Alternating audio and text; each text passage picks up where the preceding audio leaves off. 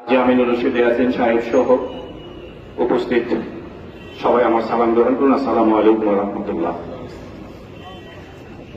আমরা এমন এক ব্যক্তির জানাজায় আজকে উপস্থিত হয়েছি, আব্দুর রব চৌধুরী ফারুক। এই নামটির সাথে বিএনপি জড়িত, আর বিএনপির সাথে আব্দুর রব চৌধুরী ফারুক জড়িত,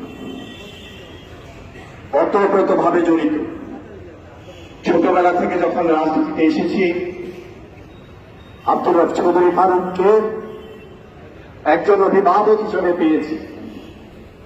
সুখে দুঃখে, বিপদে আপদে, রাজনীতির যে কোনো দুঃসময়ে একজন অভিভাবক হয়ে পাশে দাঁড়িয়েছিলেন এই আব্দুর রব চৌধুরী ফারুক। ব্যর্থহীন কণ্ঠে আজকে জানাজায় রুদ্ধ হচ্ছে। আমরা দলের একজন কর্মী, এই আব্দুর রব চৌধুরী ফারুকের জন্য আমরা কিছুই করতে পারিনি।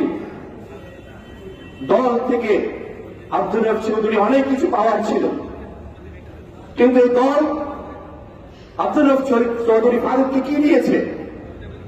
তিনি তো কিছু চাননি দলের কাছে। নিবেদিত প্রাণ ছিলেন তিনি।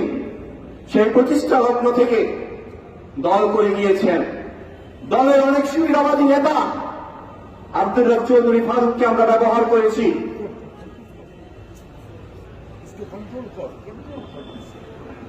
আমরা আব্দুর রব চৌধুরী যে সম্মানী ব্যক্তি, সে সম্মান আমরা দিতে জানিনি। আমরা আসলে মানুষকে সম্মান দিতে শিখিনি। আজকে আব্দুর রব চৌধুরী ফারুকের শেষ বিদায় লগ্নে তার পরিবারের পক্ষ থেকে, দলের পক্ষ থেকে আপনাদের সকলের কাছে করজোড়ে মিনতি করছি, যদি ফারুক ভাই চলার পথে জানতে অজান্তে যদি কোনো ভুল ত্রুটি করে থাকে, আল্লাহর ওয়াস্তে ফারুক ভাইকে আপনারা ক্ষমা করে দিবেন। আমরা ফারুক ভাই জীবন দশায় ফারুক ভাইয়ের জন্য কিছু করতে পারিনি, তবে আমাদের অভিভাবক হাজী আমিনুর রশিদ ইয়াসিন সাহেব এখানে আছেন, আমাদের বিএনপির শীর্ষ নেতৃবৃন্দ এখানে আছেন। আমারও দুটি মেয়ে আছে। ইয়াসিন ভাইয়ের একজন মেয়ে ছিল, ইয়াসিন ভাইয়ের মেয়ে আল্লাহ তাআলা নিয়ে গিয়েছেন।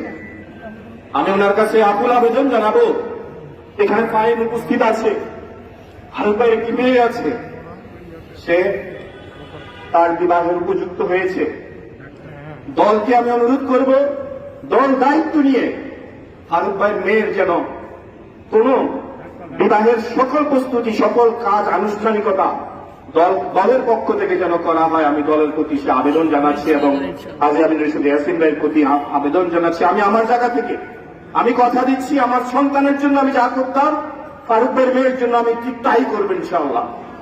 এবং ফারুক ভাইয়ের মেয়ে, ফারুক ভাইয়ের ছেলে ফাহিম, আজকে দুঃখের সাথে বলতে হচ্ছে, ফাহিম আমাদের একজন নেতাকে আমাদের ফারুক ভাইয়ের মৃত্যুর সংবাদের জন্য দিকে ফোন করেছিল। দুঃখের সাথে বলতে হচ্ছে, সেই নেতা ফোন রিসিভ করেন না। তার জন্য ফারুক ভাই এই জীবন উৎসর্গ করে দিয়েছিল, জীবন যৌবন কার জন্য উৎসর্গ করে দিয়েছিল। আমাদেরকে শিক্ষা নিতে হবে, এই মৃত্যু থেকে আমাদেরকে শিক্ষা নিতে হবে, আমাদেরকে বুঝে শুনে সামনের দিনগুলোতে আমাদেরকে চলতে হবে। ফাহিমের প্রতি আমার অনুরোধ থাকবে, তোমার মা আছে, তোমার বোন আছে, অতীত যা হয়েছে আজকে থেকে লাশের সামনে শপথ গ্রহণ করে, তোমাকে একটি সর্ববৃহৎ কোম্পানিতে তোমার জব হয়েছিল, তোমার বাবা অনেক শ্রম করে কষ্ট করে তোমার একটা জবের ব্যবস্থা করেছিল, সেটি আমি কোম্পানির সাথে, এমডির সাথে, চেয়ারম্যানের সাথে কথা বলে আমি জবের ব্যবস্থা করে দিয়েছিলাম, কিন্তু সেই জবটি তুমি করো নাই, তোমার ভালো লাগে না, তুমি চলে আসছো। কিন্তু তোমাকে জব করতে হবে, সেই শপথ আজকে তোমার বাবা লাশের সামনে তোমাকে নিতে হবে, নিয়ে তোমাকে এগিয়ে যেতে হবে। আমি অনেক কথা বলে ফেলেছি, দয়া করে কেউ কিছু মনে করবেন না। আমি ফারুক ভাইকে অনেক ভালোবাসতাম, অনেক শ্রদ্ধা করতাম। ফারুক ভাই আমাকে নিজের সন্তানের মতো দেখতেন, তাই আমি অনেক কথা বলে ফেলেছি, আবেগের থেকে বলে ফেলেছি। যদি কারো কোনো মনে কষ্ট দিয়ে থাকি, দয়া করে ক্ষমা সুন্দর দৃষ্টিতে দেখবেন। পরিশেষে ফারুক ভাইয়ের কে আল্লাহ যেন ব্যস্তের উচ্চ মাকাম জান্নাতুল ফিরদৌস নসিব করে, সে প্রত্যাশা আমি আমার কথা শেষ করছি। আসসালামু আলাইকুম।